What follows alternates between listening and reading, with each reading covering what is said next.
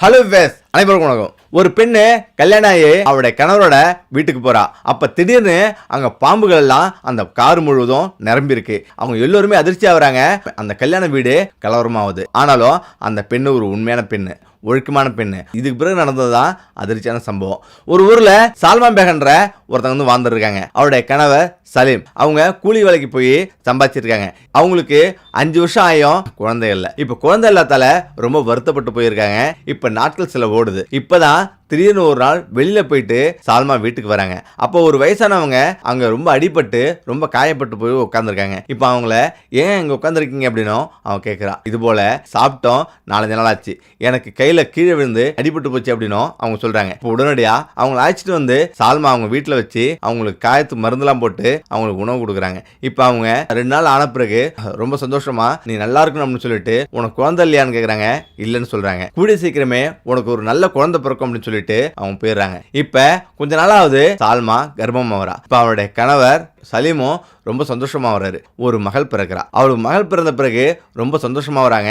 அவளுக்கு சாந்தினின்னு பேரும் வைக்கிறாங்க. மகள் பிறந்து வளரும் போது அவளுடைய மகள் ஆன்மீகத்துல அது ஈடுபாடு காட்டுறாங்க. அதாவது கோயிலுக்கு போறது, வழிபடுறது, ஆன்மீகத்துல அது ஈடுபாடு காட்டுறாங்க. இதை கண்டு அந்த ஊர் மக்களையும் பெருமைப்படுறாங்க, ஆச்சரியப்படுறாங்க. இந்த இடத்துல தான் பக்கத்து வீட்டுல ஒரு சிறுவனுக்கு உடல்நிலை சரியில்லாம போகுது. சாந்தினி வீட்டுக்கு வராங்க. இப்ப அவங்க வீட்டுக்கு வந்து ஆச்சிட்டு வராங்க. இப்ப வீட்டுக்கு ஆச்சிட்டு வந்து சாந்தினி ஒரு கிளாஸ்ல தண்ணி கொடுக்குறா. இப்ப தண்ணி குடிச்ச பிறகு அந்த பையன் உடனடியாக சரியா வரான். இதை கண்டு அவங்க எல்லோருமே ஆச்சரியப்படுறாங்க. இப்போ உடனடியா அந்த ஊர் முழுவதும் இந்த தகவல் பரவுது. இப்ப அங்க ஒவ்வொருத்தங்களா சாந்தினி வீட்டுக்கு வராங்க. சாந்தினி வீட்டுக்கு வந்து உடல்நிலை சரியில்லை அப்படின்னா கொடுக்குற ஒரு கிளாஸ் தண்ணியில எல்லாமே சரியாயிடுது. இப்ப ஊர் மக்கள் நிறைய பேர் நிறைய பணங்களை அள்ளி அள்ளி கொடுக்குறாங்க. ஆனா சாந்தினியோட அப்பா வேணாம், பணத்துக்காக இதெல்லாம் பண்ணல, என்னுடைய மகள் ஒரு ஆன்மீகவாதியா மாறி இருக்கா, அவ செய்யறதெல்லாம் நல்லது நடக்குது, அதனால இந்த பணம்லாம் வேண்டாம்னு சொல்றாரு. ஆனாலும் மக்கள் புடிவாதத்துல அன்பால பணம் கொடுக்குறாங்க. இப்ப இந்த செய்தி 10 ஊர் தாண்டி எல்லா ஊருக்கும் பரவுது. இப்ப அதே நேரத்துல அந்த பக்கத்து ஊர்ல ஒரு கிராமம், அந்த கிராமத்துல ஒரு பெண்மணி இருக்காங்க. அவங்க பேரு சுல்பீர். அவருடைய மனைவி பேரு சமினா. சமினாவுக்கு உடல்நலம் சரியில்லாம போகுது. 10 நாளா படுத்த படுக்கையா இருக்கா. இப்போ உடனே ஹாஸ்பிட்டல் போலாம் அப்படின்னு ஹாஸ்பிட்டல் போறாங்க. ஆனா ஹாஸ்பிட்டல்ல போயிட்டு அவங்க மருத்துவமனை பாக்குறாங்க. மருத்துவமனையில எவ்வளவு மருத்துவம் செஞ்சோம் அவளுக்கு உடல்நிலை சரியில்லாம தான் போயிட்டு இருக்கு, சரியான பாடு இல்லை. வீட்டுக்கு வராங்க. வீட்டுக்கு வந்தோம் படுத்த படுக்கையாவே அவங்கள ஏந்திரிக்க முடியாம இருக்கிறாங்க. இந்த இடத்துல அதே வீட்டுல வேலை செய்யற ஒரு பொண்ணு இது போல பக்கத்துல சாந்தினின்னு ஒரு பெண் இருக்கு. அந்த பெண்ணு வீட்டுக்கு போனீங்கன்னா உங்களுக்கு எல்லாமே சரியாயிடும், அவ ஒரு தண்ணி தருவா, அந்த தண்ணியை குடிச்சிங்கன்னா எல்லாம் சரியாயிடும் அப்படின்னும் அந்த பெண்ணு சொல்றா. இதை கேட்டு சரி இவ்வளோ மருத்துவம் பார்த்தாச்சு, அங்கேயாவது போய் பார்ப்போமே அப்படின்ட்டு அங்கே போகிறாங்க. இப்போ அந்த வீட்டுக்கு போகிறாங்க. சாந்தினி வீடு ரொம்ப சின்ன வீடு, ரொம்ப ஏழ்மையான வீடு. இருந்தாலும் அவங்க போய் அமர்ந்து இது போல் நாங்கள் உடல்நிலை சரியில்லை அப்படின்னு விஷயத்த சொல்கிறாங்க. இப்போ சாந்தினியும் மந்திரிகம் பண்ணி சாமிகிட்ட பிரார்த்தனை பண்ணிட்டு ஒரு தண்ணியை கொண்டு வந்து அவங்கள்ட்ட தராங்க. சமீனாவும் அதை குடிக்கிறாங்க. குடிச்சு ஒரு 1/2 மணி நேரத்திலேயே அவங்களுக்கு முகம் தெளியுது. இப்போ கொஞ்சம் நேரம் ஆகுது. அவங்க வீட்டுக்கு வராங்க.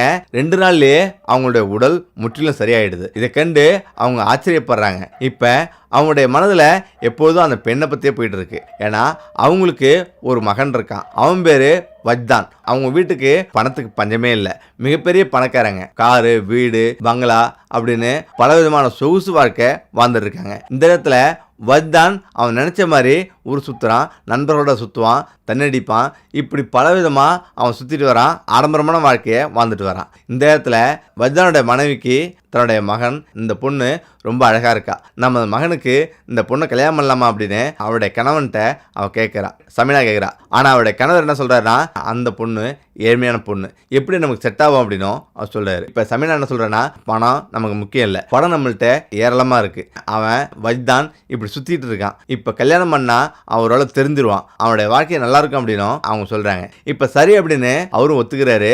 இப்போ நேராக சமீனா வீட்டுக்கு பொண்ணு கேட்க வராங்க. இப்போ இங்கே வந்த பிறகு இது போல என்னுடைய மகனுக்கு பொண்ணு கேட்க வந்திருக்கின்ற விஷயத்த அவங்க சொல்றாங்க. இதை கேட்டு அவங்க அதிர்ச்சி ஆறாங்க. நான் ரொம்ப ஏழைங்க, எங்கள்கிட்ட வரட்சணை கொடுக்கறதுலாம் எதுவுமே இல்லைன்னு அவங்க சொல்றாங்க. நீங்க பொண்ணை கொடுத்தா மட்டும் போதும், நான் உங்கள்கிட்ட எதுவுமே எதிர்பார்க்கல அப்படின்னும் அவங்க சொல்றாங்க. இப்ப சரி அப்படின்னு நான் மகளை கேட்டு என்னன்னு சொல்றேன் அப்படின்னும் அவங்க சொல்றாங்க. இப்ப வஜ்தான் வந்த பிறகு அவனிடம் இது போல ஒரு நல்ல ஒரு பொண்ணை பார்த்தேன், கல்யாணம் பண்ணிக்க அப்படின்னும் அவங்க சொல்றாங்க. அப்ப அவன் என்ன சொல்றான்னா இப்ப எனக்கு என்னம்மா வயசாகுது, லேட்டாவே கல்யாணம் பண்ணிக்கிறேன் அப்படின்னும் அவன் சொல்றான். ஆனால் அவங்க என்ன சொல்றாங்கன்னா பொண்ணு அழகா அழகான பொண்ணு, இந்த பொண்ணை விட்டா நல்ல பொண்ணா கிடைக்காதா அப்படின்னும் அவங்க சொல்றாங்க. கல்யாணம் பண்ணி உடைய வாழ்க்கைய இனிமே சந்தோஷமா கழிக்கலாம் அப்படின்னும் அவங்க சொல்றாங்க. இப்ப சரி அப்படின்னு அவனும் ஒத்துக்கிறான். இப்ப சாந்தினி வீட்டுக்கு வந்துட்டு விஷயத்தெல்லாம் சொல்றாங்க.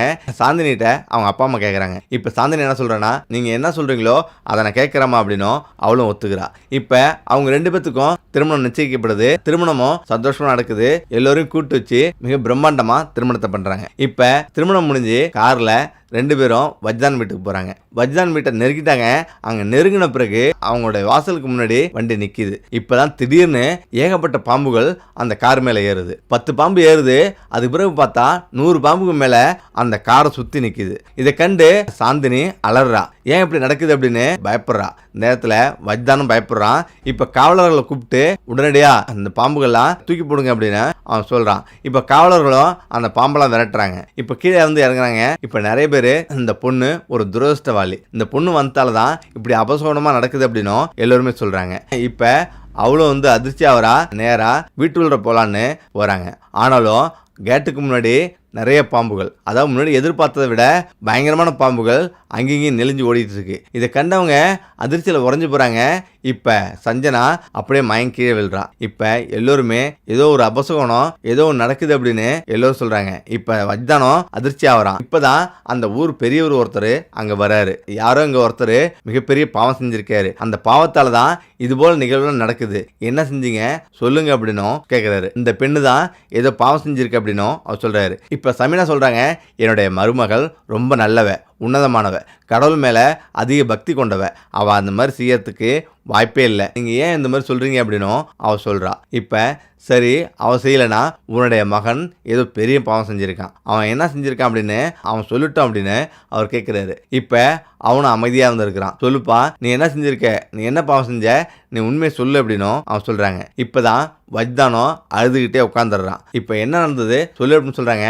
இப்பதான் அவன் எல்லா உண்மையும் சொல்றான். நான் சின்ன வயசுலேருந்து நான் ரொம்ப சொகுசா வந்து வளர்ந்தேன். நான் கேட்ட காசெல்லாம் என்னுடைய அப்பா அம்மா எனக்கு கொடுத்துட்டே இருந்தாங்க. இந்த நேரத்தில் தான் நான் கொஞ்சம் கொஞ்சமாக வளர ஆரம்பித்தேன். நான் ரொம்பவே அழகாக இருப்பேன். என்னுடைய காலேஜில் நான் போனாவே என்னதான் தனித்தனிமையாக பார்ப்பாங்க. மேலும் என்னோட காரு பணம் எல்லாமே இருக்கிறதால பெண்கள் எல்லாம் என்னை சூழ்ந்துட்டே இருப்பாங்க. என்னிடம் வந்து ஆசையாக பேசுவாங்க. அப்படி நிறைய பேர் வந்து என்ன பேசுவாங்க. மற்ற இளைஞர்களை கண்டுக்கவே மாட்டாங்க. எனக்கு தனி மரியாதை இருக்கும். அப்படிதான் ஒரு பொண்ணு என்னிடம் வந்து பேசினா. சாமினா என்ற பெண்ணு என்னிடம் வந்து பேசினா. அவன் என்ன காதலிக்கதா சொன்னான். நான் இதை கண்டு ஆச்சரியப்பட்டேன். ஏன்னா அவ அவ்வளோ ஒரு அழகு, அது போல ஒரு அழகை நான் பார்த்ததே கிடையாது. இப்பதான் சாபினாவை நான் கொஞ்சம் கொஞ்சமாக காதல் பண்ண ஆரம்பித்தேன். ஹோட்டல் பீச் அப்படின்னு எல்லா இடத்துக்கும் ஆச்சரிய போனேன். இப்போ நாங்கள் தனியாக ஹோட்டல் எடுத்து நாங்கள் தினந்தோறும் தங்குவோம். இப்போ தங்கின பிறகு இப்போ ஒரு நாள் திடீர்னு அவன் என்னை கல்யாணம் பண்ணிக்க சொன்னான். இல்லை, நான் கல்யாணம்லாம் பண்ண முடியாது, என்னுடைய அப்பா அம்மா ஒத்துக்க மாட்டாங்க, அதெல்லாம் முடியாதுன்னு சொல்லிட்டு நான் வந்து வெளில வந்தேன். இப்போ சாபனா என் காலை பிடிச்சி கெஞ்சினா. ஆனாலும் நான் காலை உதறிட்டு நான் வெளியே வந்துட்டேன். அதுக்கு பிறகு நான் அவளை பார்க்கவே இல்லை. நான் காலேஜுக்கே போகல. அவளும் வாழ்க்கையை வெறுத்து தற்கொலை பண்ணிக்கிட்டான். இப்போ நாட்கள் சில ஓடிச்சு. இன்னும் சில பெண்கள்லாம் என்னிடம் பழக ஆரம்பித்தாங்க. அப்போ தான் மரியா என்ற பெண்ணு என் வாழ்க்கையில் வந்தா. மரியா ரொம்பவே அழகாக இருப்பாள். அவள் என்னிடம் தோழியாக தான் பழகினான். ஆனால் நாட்கள் செல்ல செல்ல அவள் என்ன காதலிக்கதா சொன்னான். எனக்கும் அவளை ரொம்ப பிடிச்சிருந்தது. இப்போ நாங்கள் 2 பேருமே காதலிச்சோம். ஆனாலும் அவளை நெருங்க கூட முடியல. இப்போ நான் உன்னை கல்யாணம் பண்ணிக்கிட்டேன் அப்படின்னும் நான் அவள்கிட்ட கேட்டேன். சரி அப்படின்னு சொன்னா.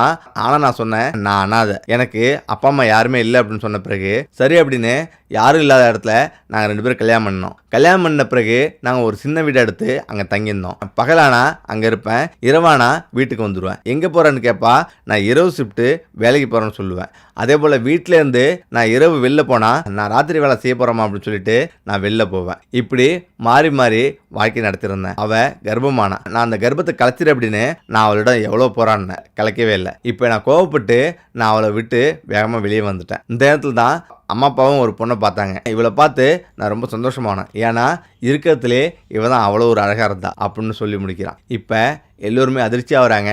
வஜ்தானோட அம்மா அவன் கன்னத்திலே பிடிச்சி அரைன்னு அரைகிறாங்க. இப்போ அவனுக்கு எதுவுமே புரியல, மட்டி போட்டு அமர்ந்திருக்கான். இப்போ எல்லாம் நடந்துச்சு, வாங்க வீட்டுக்கு போகலாம் அப்படின்னு வீட்டில் போய் அமர்றாங்க. சாந்தினியோட முடிவு என்னவா இருக்கும் அப்படின்னு எல்லோருமே காத்துட்ருக்காங்க. இப்போ தான் சாந்தினி சொல்கிறா, வஜ்தான் நீ உடனடியாக மரியாவை போய் வீட்டுக்கு ஆச்சிருவா அப்படின்னு அவள் சொல்கிறா. இப்போ வஜ்தானோ மரியாவை வீட்டுக்கு அழைச்சிட்டு வரான். உன்னுடைய வாழ்க்கை என்ன ஆகும் அப்படின்னு அவன் கேட்குறான். நீ உன்னுடைய வாழ்க்கையை நடத்து, அதுக்கு பிறகு என்ன நடக்குதுன்னு பாரு அப்படின்னும் அவன் சொல்கிறான். இப்போ அவனுடைய வாழ்க்கை சந்தோஷமாக போயிட்டு இருக்கு. மரியாவுக்கு இன்னொரு குழந்தையும் பிறக்குது. இந்த நேரத்தில் தான் சாந்தினி சொல்கிறா, நான் ஒரு இளைஞனை காதலிச்சேன், நான் அவனையே கல்யாணம் பண்ணிக்க போகிறேன் அப்படின்னு சொல்லிட்டு எல்லோருடமே சொல்லிட்டு அவனுடைய காதலனை கல்யாணம் பண்ணிக்கிறா. அவனுடைய காதலனை நீண்ட நாள் காதலிக்கிறா. இந்த விஷயம் எல்லாமே அவனுடைய காதலனுக்கு தெரிஞ்சும் என்னதான் நடக்குதுன்றதை பக்கத்துக்காக இவ்வளவு நாள் காத்திருந்தான். அதனால உங்களிடமிருந்து நான் விடைபெறேன் அப்படின்னு சொல்லிட்டு அவன் அங்கிருந்து போயிடுறா. யாரையுமே எப்பவுமே ஏமாத்த நினைக்க கூடாது. அப்படி ஏமாத்த நினைச்சா அந்த ஏமாற்றம் நமக்கே திரும்ப அதனால மிகப்பெரிய ஒரு பாவத்தை நம்ம அனுபவிக்கிற மாதிரி இருக்கும். ஓகே, நம்ம இந்த வீடியோ பிரச்சனைக்கிறேன். மீண்டும் அடுத்தது சந்திப்போம். நன்றி, வணக்கம்.